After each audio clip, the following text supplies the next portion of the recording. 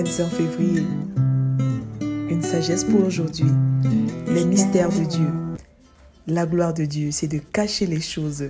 La gloire des rois, c'est de sonder les choses. Proverbe 25, verset 2.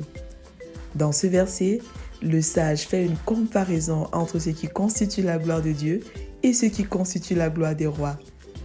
Tandis que Dieu va se glorifier des choses cachées, les rois vont se glorifier des choses révélées. Quelles sont ces choses que Dieu cache? Pourquoi les cache-t-il? Les cieux sont les cieux de l'Éternel, mais il a donné la terre aux êtres humains. Psaume 115, verset 16. Cela signifie que Dieu a laissé au vu et au su de tous les humains les choses qui sont sur et sous la terre, mais pour ce qui est des choses célestes ou encore spirituelles, il les a cachées pour les révéler à tous ceux qui croient. Une chose cachée mais révélée s'appelle un mystère.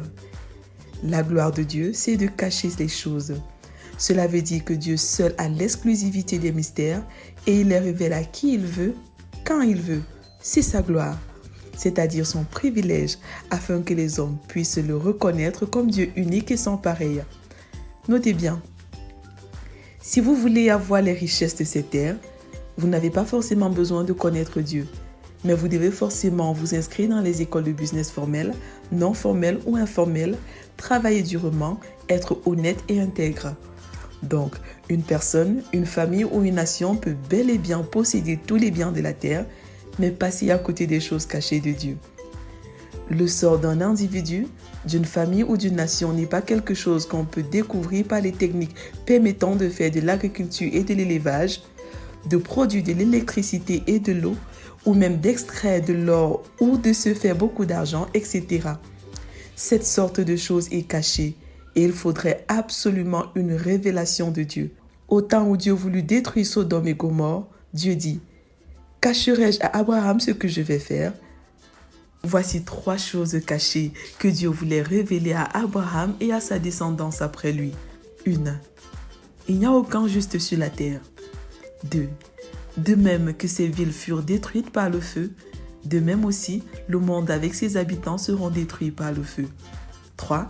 De même que Lot fut sauvé à cause d'Abraham son frère, de même aussi tous les croyants seront sauvés à cause d'un rédempteur descendant d'Abraham qui sera leur frère. Jésus dit, « Je te loue, Père, Seigneur du ciel et de la terre, de ce que tu as caché ces choses aux sages et aux intelligents, et de ce que tu les as révélés aux enfants. » Matthieu 11, verset 25.